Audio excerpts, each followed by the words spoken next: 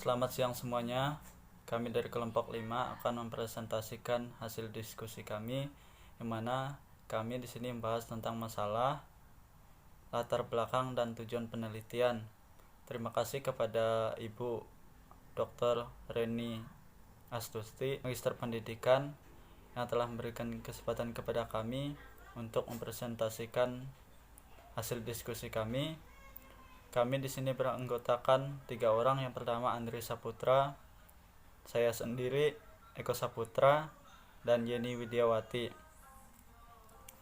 Saya dipercaya untuk menjelaskan masalah dalam penelitian. A. Masalah dalam penelitian. Nah, pengertian masalah itu apa sih? Permasalahan atau problem didefinisikan sebagai suatu pernyataan tentang keadaan yang belum sesuai dengan yang diharapkan. Bisa jadi kata yang digunakan untuk menggambarkan suatu keadaan yang bersumber dari hubungan antara dua faktor atau lebih yang menghasilkan situasi yang membingungkan. Lalu yang kedua, yang menurut para ahli itu menurut Surya Brata, masalah merupakan kesenjangan antara harapan dengan kenyataan, antara kebutuhan dengan yang tersedia, antara yang seharusnya dengan yang ada. Lalu yang kedua itu sumber masalah dalam penelitian. Sumber masalah dalam penelitian yang pertama adalah observasi. Dalam masalah yang muncul dari observasi merupakan hasil masalah yang didapatkan dari pengamatan pada sebuah objek terkait dari banyak kuantitas atau kasualitas.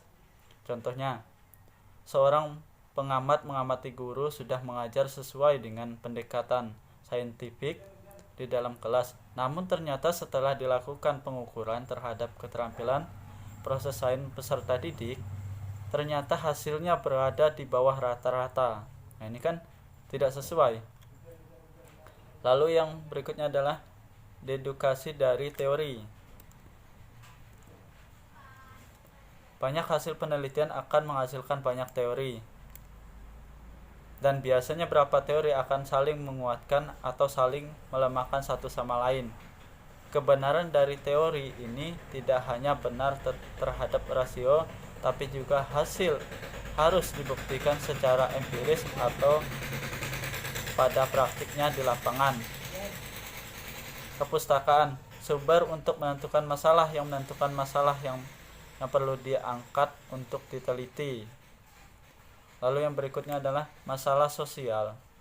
Masalah sosial yang ada di sekitar kita atau yang baru menjadi berita hangat atau hot news dapat menjadi sumber masalah penelitian. Misalnya,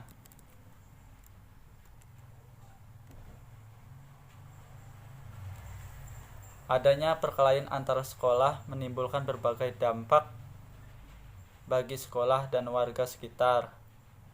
Nah, situasi praktis masalah yang muncul setelah sebuah program akan dilaksanakan, sedang dalam proses pelaksanaan atau setelah selesai dilaksanakan. Lalu pengalaman pribadi.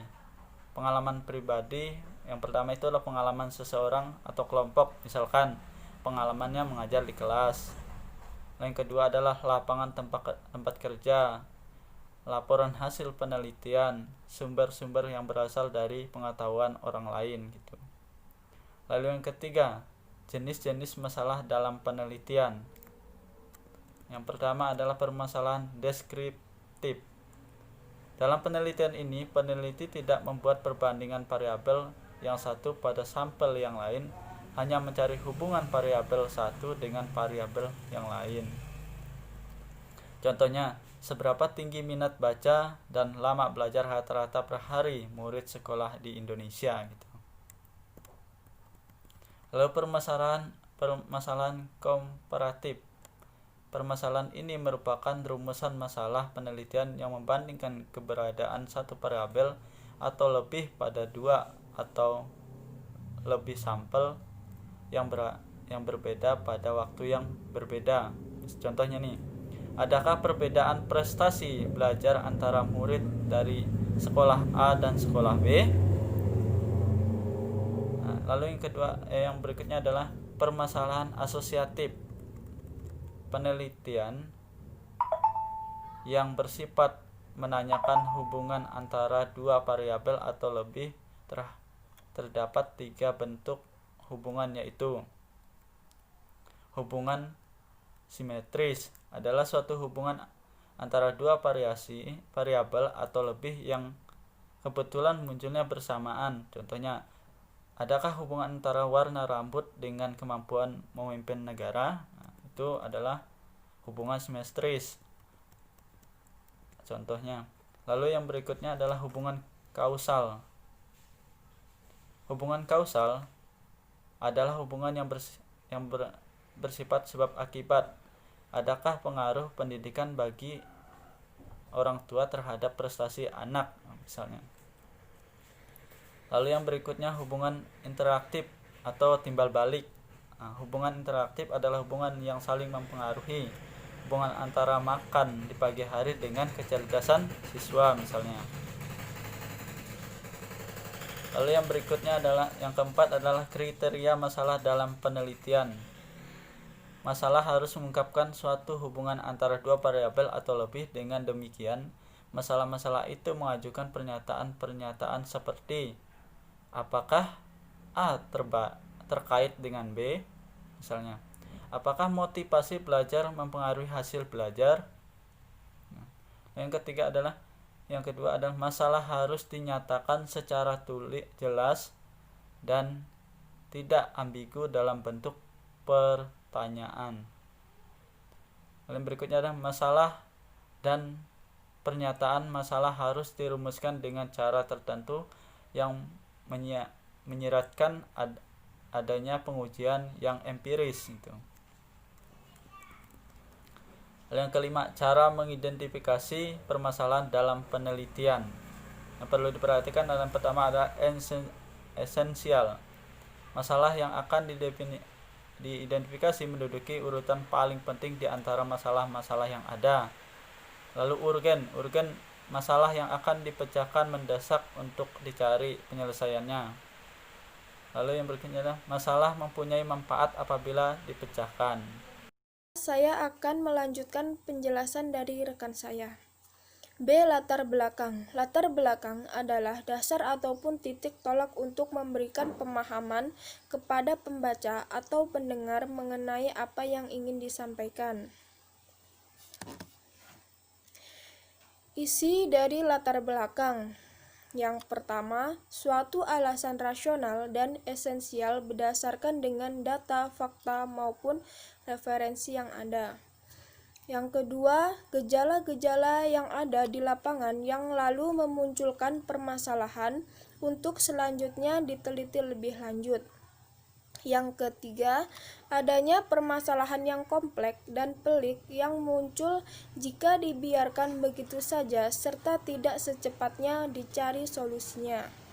Yang keempat, pendekatan yang ditinjau pada segi teoritis yang bertujuan untuk mengatasi masalah. Berikut cara membuat latar belakang. Yang pertama, kondisi ideal mencangkup keadaan yang diberikan terjadi. Kondisi ideal ini bisa dituangkan pada bentuk visi dan misi yang ingin diraih. Yang kedua, kondisi faktual atau baku yang merupakan kondisi yang terjadi saat ini, menceritakan situasi yang terjadi, keresahan atau masalah, hingga menjadi dasar dilakukannya suatu penelitian maupun kegiatan yang dilatar belakangi. Yang ketiga, solusi merupakan saran singkat atau penawaran penyelesaian pada masalah yang dialami sebelum melangkah lebih lanjut ke pokok pembahasan. Berikut contoh-contoh dari latar belakang. Yang pertama yaitu latar belakang skripsi. Yang kedua yaitu latar belakang pengaruh perpustakaan di sekolah terhadap mutu pendidikan. Yang ketiga latar belakang penelitian. Baik, selanjutnya akan disampaikan oleh rekan saya. Baiklah, di sini saya akan melanjutkan presentasi dari teman saya. di bagian C mengenai tujuan penelitian, di mana tujuan penelitian adalah rumusan kalimat yang menunjukkan adanya hasil, sesuatu yang didapatkan setelah penelitian selesai, sesuatu yang akan dicapai atau dituju dalam sebuah penelitian. Rumusan tujuan penelitian mengungkapkan keinginan peneliti untuk mendapatkan jawaban atas permasalahan penelitian yang diajukan. Dan pada poin kedua itu ada pengertian tujuan penelitian menurut para ahli, di mana ada dua ahli yang berpendapat mengenai tujuan penelitian. Yang pertama itu Buckingham 1974. Beliau berpendapat tujuan penelitian adalah pernyataan mengapa penelitian dilakukan. Tujuan dari suatu penelitian mungkin untuk mengidentifikasi atau menggambarkan suatu konsep atau untuk menjelaskan atau memprediksi situasi atau solusi untuk situasi yang menunjukkan jenis studi yang akan dilakukan. Yang kedua itu ada Loki, Spirduso, dan Silverman pada tahun 2013 dalam Treswell 22016. Mereka berpendapat tujuan penelitian berarti menunjukkan keserangkaian pertanyaan tentang mengapa Anda ingin melakukan penelitian dan apa yang ingin Anda capai. Pada poin ketiga itu ada jenis tujuan penelitian, di mana jenis tujuan penelitian ini ada 3 jenis. Yang pertama tujuan penelitian kualitatif, di mana pada tujuan ini mencangkup informasi tentang fenomena utama yang dieksplorasi dalam penelitian, partisipan penelitian, dan lokasi penelitian. Dan yang kedua itu tujuan penelitian kuantitatif, mencangkup variabel-variabel yang digunakan dalam penelitian dan hubungan antar variabel tersebut, para partisipan, dan lokasi penelitian.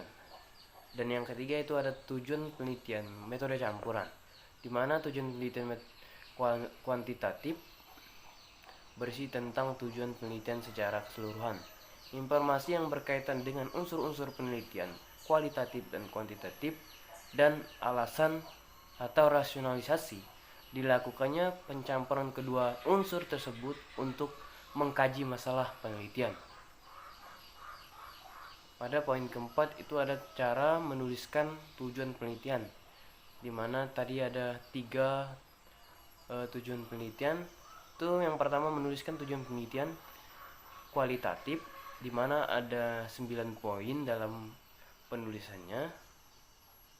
Yang pertama itu gunakan kata-kata seperti tujuan, maksud, atau sasaran untuk menandai tujuan penelitian yang Anda tulis. Dan yang kedua, fokuslah pada satu fenomena atau konsep atau gagasan utama. Yang ketiga, gunakan verba atau frasa tindakan untuk menunjukkan bahwa ada proses learning dalam penelitian Anda. Yang keempat, gunakan kata atau frasa yang netral bahasa, tidak langsung seperti, daripada menggunakan kata pengalaman sukses individu, lebih baik memakai kata pengalaman individu. Yang kelima, sajikan definisi kerja umum mengenai fenomena atau gagasan utama, khususnya jika fenomena tersebut merupakan istilah yang tidak dipahami oleh pembaca luas. Yang keenam, gunakan kata-kata yang menunjukkan strategi penelitian untuk digunakan dalam pengumpulan data, analisis data, dan proses penelitian. Yang ketujuh, jelaskan partisipan yang terlibat dalam penelitian, seperti apakah partisipan penelitian Anda terdiri dari satu atau lebih individu, atau sekelompok orang, atau suatu organisasi. Dan yang kedelapan, tunjukkan lokasi dilakukannya penelitian. Gambarkan tempat ini secara detail sehingga pembaca benar-benar mengetahui di mana penelitian dilakukan. Yang kesembilan, gunakan beberapa bahasa yang membatasi ruang lingkup partisipan atau lokasi penelitian. Misalnya, penelitian bisa saja terfokus pada penelitian saja. Oke, yang kedua itu menuliskan tujuan penelitian kuantitatif, di mana pada penulisan tujuan penelitian kuantitatif ini ada 8 poin yang perlu diperhatikan. Yang pertama, gunakan kata-kata seperti tujuan, maksud, atau sasaran untuk menandai tujuan penelitian yang Anda tulis. Yang kedua, tunjukkan teori, model, atau kerangka konseptual yang Anda gunakan. Yang ketiga, tunjukkan variabel bebas dan variabel terikat, serta variabel-variabel lain seperti mediate, moderator, maksudnya seperti media, moderator, atau kontrol yang digunakan dalam penelitian. Yang keempat, gunakan kata-kata yang dapat menghubungkan variabel bebas dan terikat untuk menunjukkan bahwa kedua jenis variabel ini benar-benar saling berhubungan. Misalkan hubungan antara dua atau lebih variabel atau perbandingan antara dua atau lebih kelompok. Yang kelima, tempatkan dan susunlah variabel-variabel ini dari kiri ke kanan dengan variabel bebas di bagian kiri yang diikuti oleh variabel terikat di bagian kanan. Yang keenam, sebutkan jenis strategi penelitian seperti riset, survei, atau eksperimen yang digunakan dalam penelitian. Yang ketujuh, tunjukkan secara jelas partisipan atau unit analisa dan lokasi penelitian tersebut. Didefinisikan secara umum masing-masing variabel kunci, misalkan dengan menggunakan definisi-definisi yang sudah diterima secara umum. Itu yang ke-8. Dan yang ketiga itu ada menuliskan tujuan penelitian metode campuran, di mana ada 5 poin yang perlu diperhatikan dalam penulisan tujuan penelitian metode campuran. Yang pertama, mulailah dengan menulis kata-kata yang menunjukkan secara jelas tujuan penelitian yang akan dijabarkan, misalkan tujuan atau maksud. Dan yang kedua, jelaskan tujuan penelitian dari perspektif konten, misalkan tujuannya adalah untuk mempelajari efektivitas organisasi. Dan yang ketiga, tunjukkan jenis rancangan metode campuran yang digunakan, apakah eksplorasi sekuensi, embedded sekuensi, dan transformasi, multipath, dan lain-lain. Dan 4, jelaskan rasionalisasi atau alasan dikombinasikannya data kualitatif dan kuantitatif. Dan yang kelima, untuk menggabungkan alasan-alasan tersebut menjadi rancangan yang lebih besar, misalnya untuk membingkainya dalam paradigma keadilan sosial bagi seluruh kelompok. Baiklah, mungkin demikian presentasi dari saya dan teman-teman. Kurang dan lebihnya kami ucapkan mohon maaf dan terima kasih.